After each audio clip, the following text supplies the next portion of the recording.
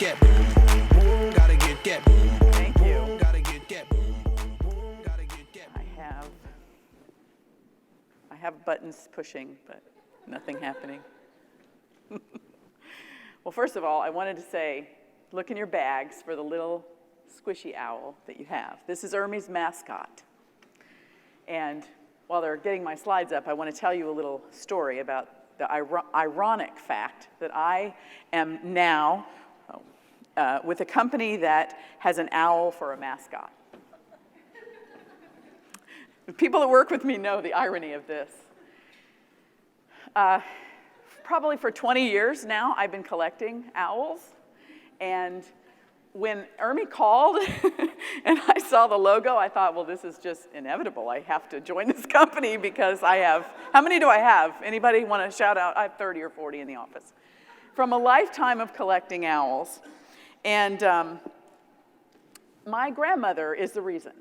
And so part of the reason that I like this as a symbol for leadership, for listening, is because of this poem that my grandmother used to tell me. And it comes from the 1850s. And back in the 1850s, a publication called Punch and Judy was for children, and they had a little poem, and it goes like this. A wise old owl sat in an oak.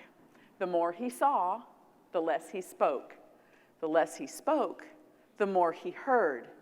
Why can't we all be like that wise old bird?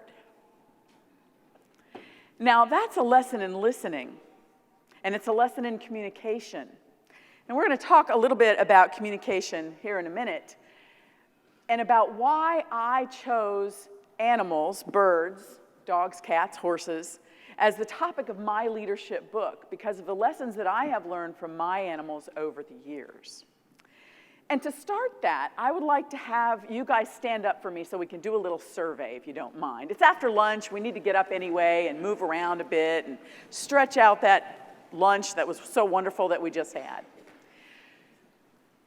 I wrote my book about animals because I believe the research. The research says that animals make us live longer. They make us more human. That just petting a cat can lower your blood pressure. Did you know that?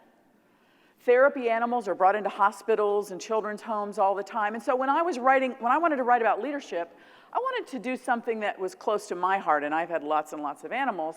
And some of the surveys are pretty significant about what animals can do for us.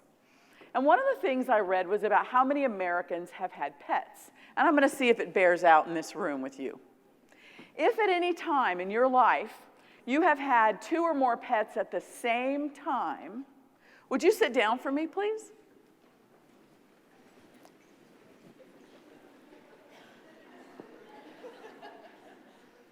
So the statistics are that over 75% of Americans have had more than two or more pets at the same time. Now, hang with me a minute. If you have ever had one pet ever in your life, please sit down.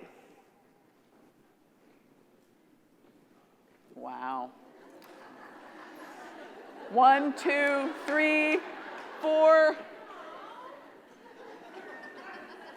It's amazing, isn't it? Now, someday y'all will have pets because the odds are against you. You're going to have to do it, right? You can sit down too. Thank you for playing. I really appreciate it. It's significant, isn't it? There's something about animals for us. There's something about animals. So that's why I picked animals as the frame around my leadership book, which, by the way, is for sale out there, and all of the proceeds go to the Early Literacy Initiative that IICF has. If you don't know about the ELI initiative, I encourage you to look it up and find out about it, because it's a very important initiative to help children learn to read. And it's a great cause, one that's close to my heart. So if you do choose to buy the book, those proceeds go to IICF. Now let's talk about that listening and that owl in Grandma's poem just for a minute. The first lesson is paying attention to others and listening. That, to me, that was one of the number one things I had to learn as a leader. And Grandma told me something else, too. You've heard this one. God gave us 2 ears and 1 mouth for a reason, right? Usually when she wanted me to stop talking. But it's true. There's a pattern to that. As leaders, we need to pay attention and we need to listen to others. And sometimes that's tough for us because we want to be the ones to tell, sell, talk, lead, preach, teach, have the stage, right? We want to be in front as leaders sometimes. And so we not only have to learn to be quiet and listen, but we have to model listening well, don't we? We should show others how to do that. As we in the room bring up others, mentor others, coach others, sponsor others, whichever way you go, we need to teach them to listen as well. Now, for me, this is a challenge. Anybody that knows me knows that. So one of the tricks I've learned in meetings or in even one-on-one conversations, everyone that works with me will tell you I have a notebook with me and I take a lot of notes. Kind of keeps me focused, helps me listen and lean into the person's message, and even make an action list so that while I'm listening and having these ideas that always come from those kind of meetings, I can make that action list and I'm not sitting there thinking about what I need to say next or what I'm going to go do when I get out of the meeting. I'm taking those notes down so I don't worry about losing those thoughts and I can focus on what's going on. And that's very important in leadership roles. But there's a lot more than just listening in the communication set that we need to study as leaders. And my dog Angel tells a really fun story about communication. You'll see her on the slide. She's the larger white dog that goes by frequently on the slide. I had her for 16 years, and Angel could almost speak English. I always knew what she needed. She used her whole body to talk to me. Her bottom would wiggle or her nose would poke on me or she'd paw at me. She'd run around a certain way. She had different barks.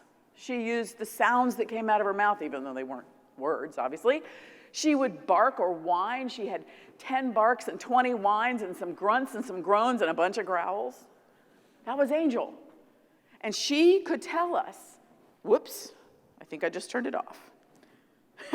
She could tell us when the bath was overflowing.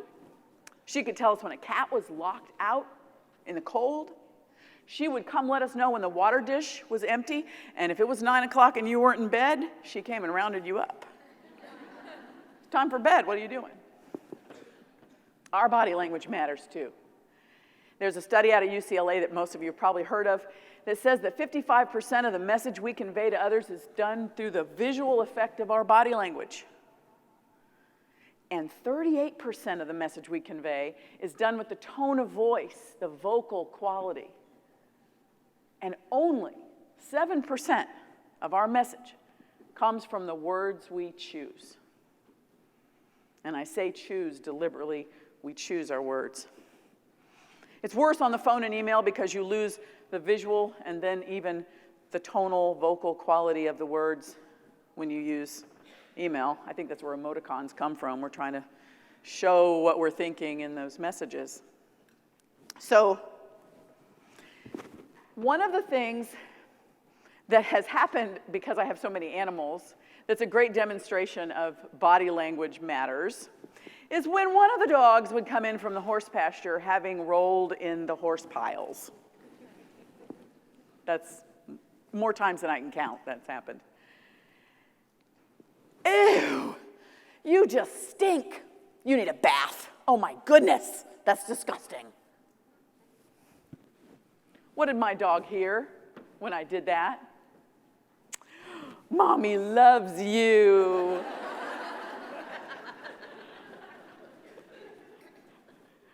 Right? That's what they saw.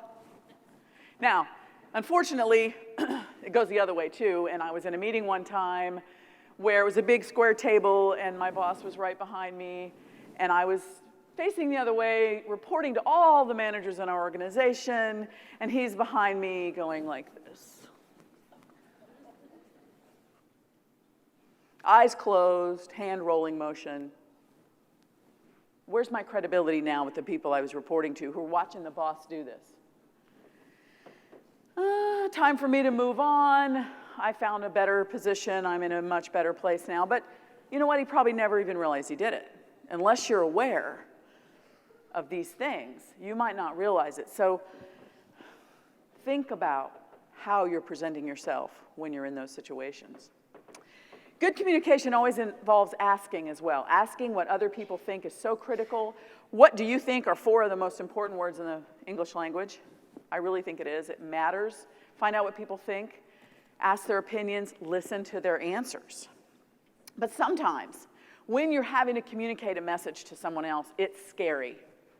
Sometimes it's a bad or difficult conversation. You got to fire somebody, you got to break up with somebody, you got to discipline someone, even your children or in your family this happens. And you know, most of us girls want others to like us. Well, there are mean girls, right? We've all known a mean girl now and again. Not in here, there's no mean girls in here. But sometimes, having trouble with these buttons, sometimes you have to say a scary thing. You got to be brave. We've heard that all day. You have to be brave. And I learned bravery from my little 8-inch bird, 8 inches, tip to tail, little tiny thing, would run all around my house like it was his own personal jungle. Didn't care that it was a big place that he'd never been in. He ran around and enjoyed himself and was very brave. And he taught me a little bit about facing rejection, having the hard conversations, being unafraid to explore what life had to offer. He was absolutely fearless.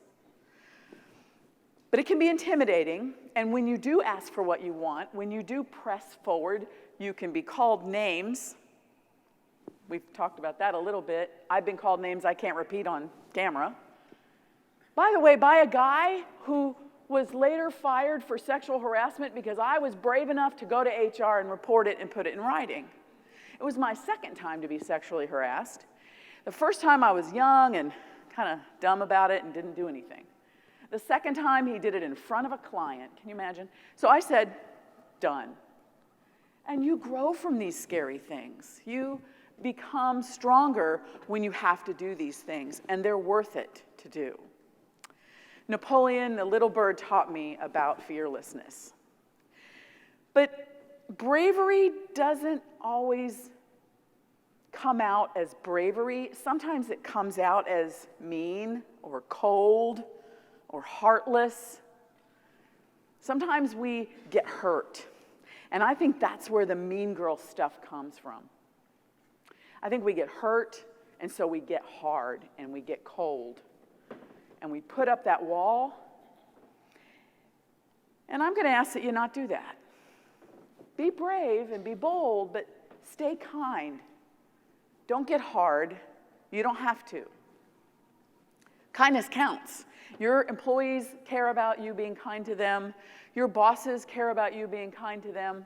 I've had employees tell me they'd walk through fire for me because I genuinely care about them as human beings. Hopefully nobody ever has to walk through fire for me. But it was a nice thing for them to say. Because if you stay kind and you remember the humanity of all of the people around you, it makes a big difference. The other thing that we have to do, though, even though we ask what people think, and then we have to ask for what we need. And we have to keep asking, and we have to keep pushing. And there was a conversation earlier today about how, we kind of sit back sometimes and we think that, well, we're doing a great job, somebody should notice. We have to ask, and we probably have to ask more than the guys do. We probably have to push harder than the guys do. You know what? That's okay. You know why it's okay? Because we can. We can do it. We're brave, strong women who can keep asking until somebody hears us. And we can raise our hand, as we talked about last night in Wing, or we can slap the table just like the guys do. But we can make sure that we're heard. And it doesn't matter why, even though we could get into that debate, and maybe it's not fair, but who cares? Let's just do it anyway, and let's ask for what we want. And please don't back off when they're telling you you're pushy or something else, witchy will say. Don't back off when they're telling you you're intimidating. You don't have to push so hard anymore, Lisa. You're already an executive here. You don't have to be like that. So I relaxed. And I relaxed again, and I backed off. And I didn't get the next promotion. I won't make that mistake again. Even when it's told to you by others, you have to remember to keep saying what it is you need, keep yourself in front of everyone, and keep your A game on all the time. And I would bet that's not just a girl thing. I would bet there are guys out there who have relaxed a little too much, stopped asking, stopped pushing, got comfortable, and then maybe, they didn't get a promotion too. But my own story is that twice I took that advice and I missed a promotion. A more fun story is about Gabby, my horse. He's the big brown horse that you'll see, not the one right there, but the big brown one that's coming by. And I actually saved his life because I wouldn't shut up. I kept asking because he had this condition and he was going to die. The medicine that we were trying to use was actually doing worse for him than just the disease was. And we just thought we were going to have to let him go. But I just couldn't give up. I kept asking for what Gabby needed. And you can do this for your people that you manage or your people that you lead or your family. Everybody who knew anything about horses knew my story in Tallahassee about my horse. And finally I found somebody who had a cure. They had a cure. And my horse lived 9 more years because I kept asking. And it's worked in my career too. When I was at Siebel's Bruce, I'd been an underwriter for 7 years. I said, okay, this is fun, but I don't want to do this the rest of my life. I realized, as several have said, it wasn't me to do that forever. So I just asked. I said, hey, is there anything else I can do here? Sure enough, there was, and I got a promotion there. And then at FAIA, I was director of education, having a great time, loved the company. I went into the president and said, listen, what do I need to do to become qualified to be an officer and a vice president here? And he was thrilled. He didn't even know I was interested at that level of responsibility. Now, notice I didn't say, hey, promote me. I said, what do I need to do to learn what to do and to become qualified so that you can promote me? I took the responsibility myself. And finally, and you've heard this too today, and I love that there's such a thread between all of our talks, and we did not plan this, just by the way. I'm co-chair of the committee. I can tell you this wasn't planned, but it's great that there's this wonderful thread all the way through. My last note is to please be yourself. I think it's the reason I love animals so much. And our animals make us more human because they accept us for who we are. They love us for who we are. We should be so accepting of ourselves. We should love us for who we are. Doesn't mean you don't grow and learn and change, but you don't have to be someone else. You are enough and wonderful, just as you are. I believe that our animals make us more human because they accept us that way. And I believe that makes us better leaders. Thank you.